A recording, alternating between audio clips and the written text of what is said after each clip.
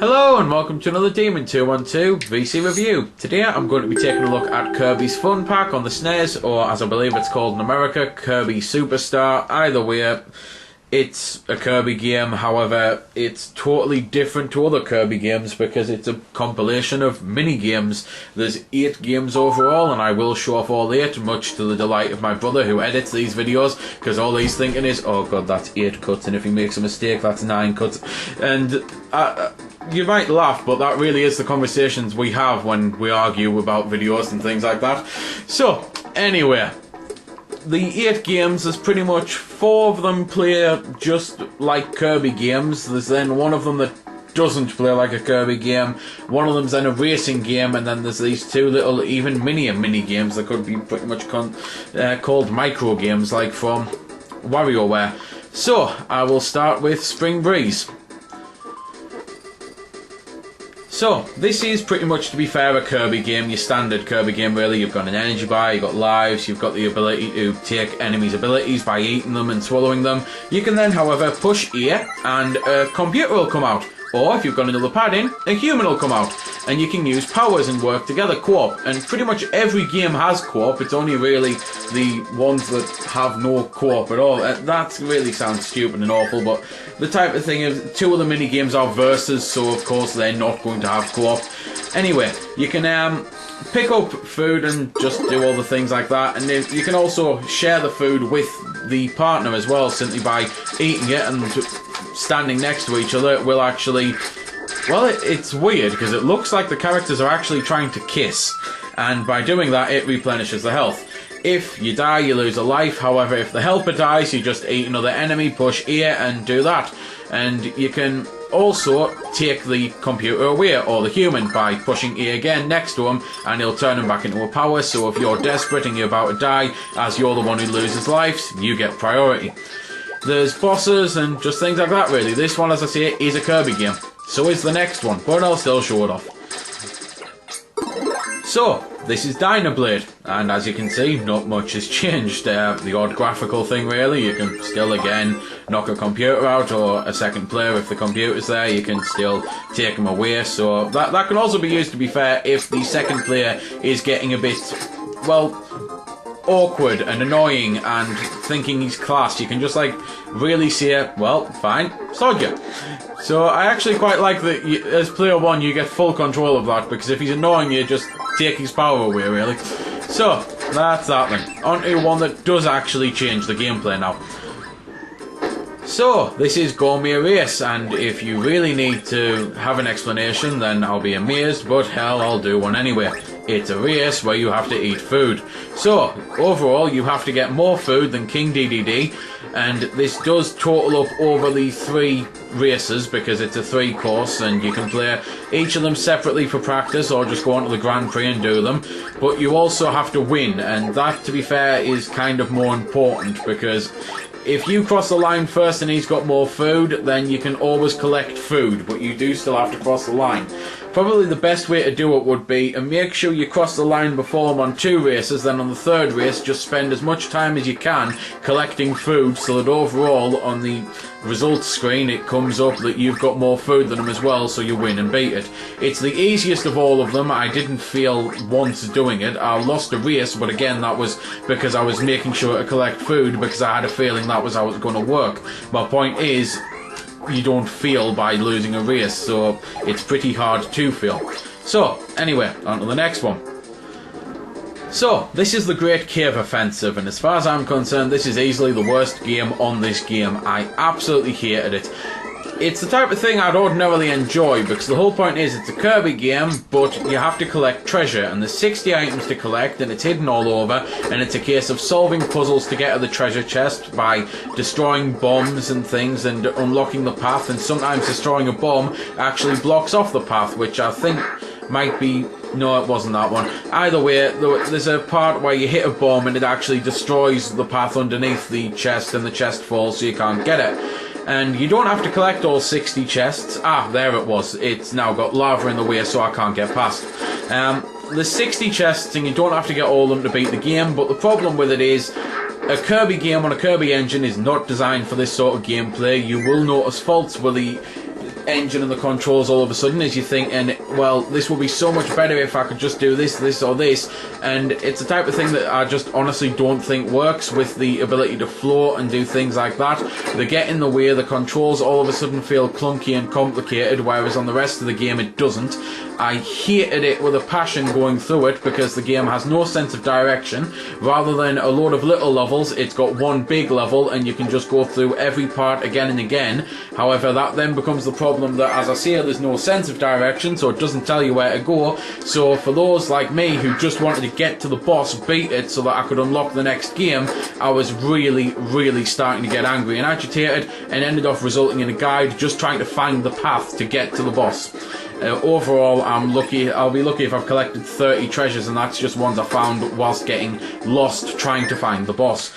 If you enjoy that sort of thing and enjoy the game enough to enjoy it, then it will take some time, and you do get the full co-op again, so you can search, and it might be more enjoyable in co-op. However, you might also then get agitated and annoyed with your friend if he messes a puzzle up. Don't get me wrong, the puzzles can be messed up easily, however it can be rectified easily as well by simply going through the door and everything resets itself. There are save points along the way, which is what these are, and obviously it's worth doing that every now and then again so that you don't lose your progress, because there's no auto save unlike the other games. So that's pretty much that one then. On to the next one. So this is Revenge of Meta Knight. Same again, you can play it co-op.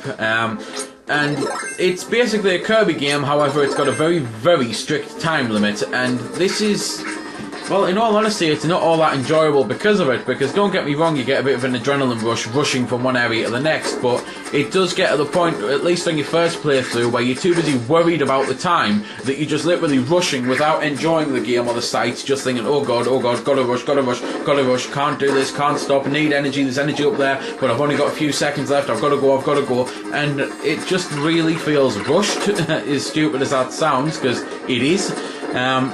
It's still quite enjoyable. It's got a story which comes up constantly at the bottom, which is also quite annoying on a game where the timer is constantly ticking down, because obviously, well, you might need to be able to make it out. At the moment, the word dangerous is completely covering the timer, so it's okay, it's not the worst. As I say, I personally think the cave one's the worst, but this would be better if it was just not timed, or if the story was handled differently so you could see the timer, or just anything like that where you get the ability to really actually appreciate the game. Maybe it does take 2 or 3 playthroughs to get to that point, but at the end of the day you don't really want to straight away go on to 2 or 3 playthroughs, because you want to go on to the next game, something I'm going to do now.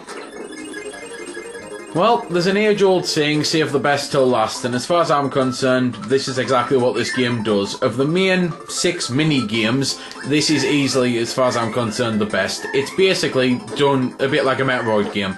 You get levels where you can travel to, whereas on things like Metroid, you travel to different planets and that, at least on, well, I suppose the newer ones, so I suppose really this is more like a Mega Man game, but either way, the whole point is, you'll go through the level and there'll be parts that you can't access. You can't access them because you can't get powers by, well, simply eating the enemies or anything. Instead, you have to find those trophies which you'll have saw on the Meta Knight one, and once you get them, you get the ability constantly, and you can at any point swap as many times you want, which also means you've always got a helper, because you can always just do that and then go right back to the power that you want, and it just works so well. I would absolutely love another Kirby game to come out now, fully done like this, where you get just a full game and co-op and the ability to constantly swap powers and things like that, and for it to be hard and long and just pretty much everything you want really from a game, because this, well, format just works so well. It lends itself perfectly to Kirby,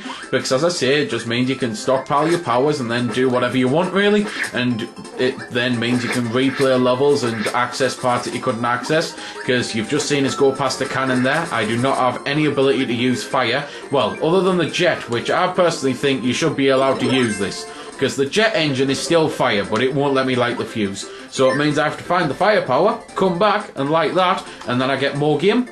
And it just works brilliantly. I really do love this. As well as the quick menu option, which you've seen is used here. You can actually pause the game and well, go through all your list of powers, but in all honesty, you don't really need to do that.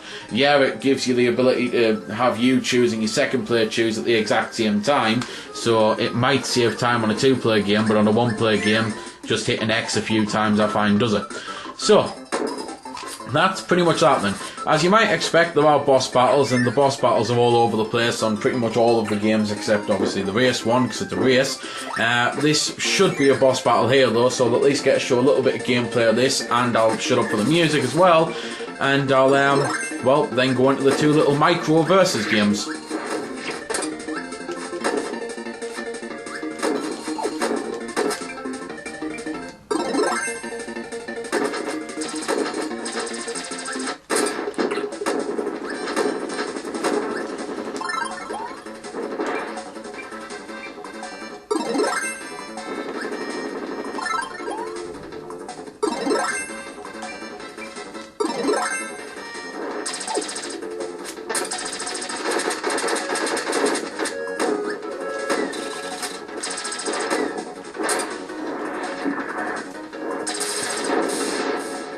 So, this is Megaton Punch, and the whole point is you've got a bar there, and you'll also notice some Mario characters, just for those who are eagle-eyed and want to point out in the comments, even though I've said it.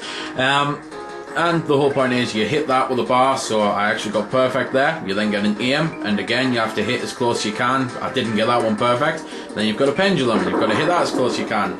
Doing that gives you a power rating, and you've got to get more powerful than either the computer or the other human. And that really is as simple as that.